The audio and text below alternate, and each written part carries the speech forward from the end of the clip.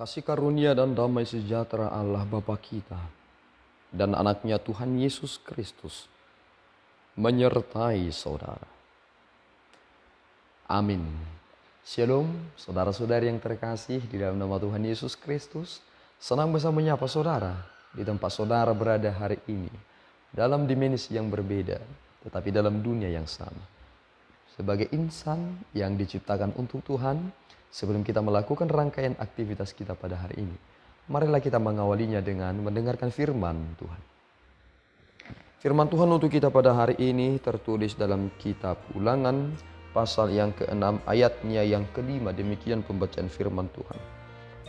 Kasihilah Tuhan Allahmu dengan segenap hatimu dan dengan segenap jiwamu dan dengan segenap kekuatanmu. Demikian pembacaan firman Tuhan. Saudaraku yang terkasih di dalam nama Tuhan Yesus Kristus, ini menjadi perintah yang utama dari yang terutama. Sama seperti yang disampaikan oleh Yesus Kristus, bahwa dua hal tidak boleh kita pisahkan satu sama lain. Bahwa kita harus mengasihi Allah dan juga kita harus mengasihi sesama manusia. Ini menjadi satu hal yang utuh. Bagaikan mata koin yang tidak bisa terpisah dua sisinya. Kita harus menyadari satu hal, bahwa tidak ada cara mengasihi yang lebih berkualitas jika kita tidak mempelajari apa yang disampaikan oleh Musa dalam ayat yang ke-5 ini. Bahwa cara mengasihi yang sebenarnya adalah dengan segenap hati, dengan segenap jiwa, dan dengan segenap kekuatan. Segenap hati, segenap jiwa, dan dengan segenap kekuatan.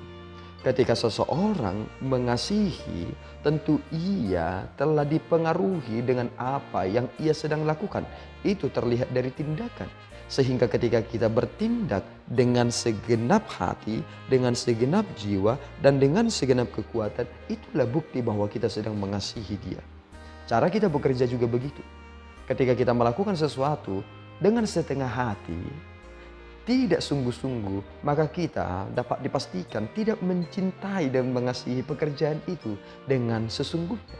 Tetapi ketika kita melakukannya dengan segenap hati, dengan segenap jiwa kita, dan dengan segenap kekuatan kita, itulah bukti kasih yang sesungguhnya. Kita harus menyadari bahwa kasih itu harus bisa memahami banyak hal. Dan ketika seseorang mengasihi, tentu ketika ia telah memberikan kekuatannya, telah memberikan hatinya, telah memberikan jiwanya, tetapi hal yang ia terima dari apa yang ia kerjakan tidak sesuai dengan apa yang ia bayangkan. Seseorang yang benar-benar mengasihi adalah ia tidak akan berubah dengan membenci, dengan tidak menyukai, dengan melakukan tindakan kejahatan dan lain sebagainya. Tetapi bukti seseorang mengasihi, ia tidak akan tawar hati.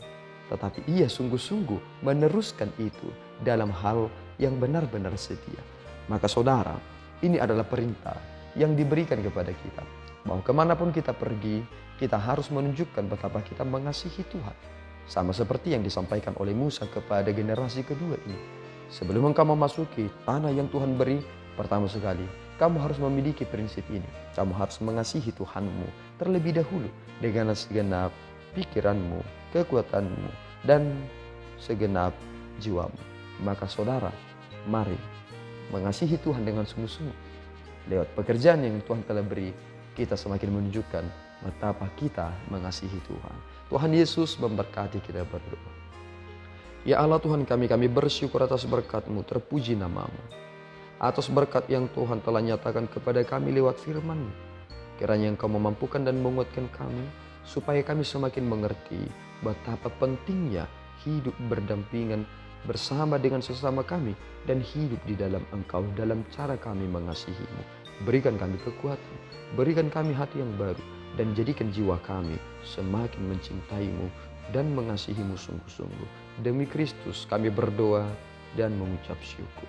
Anugerah Tuhan kita Yesus Kristus, kasih setia Allah Bapa, dan persekutuan Roh Kudus menyertai saudara.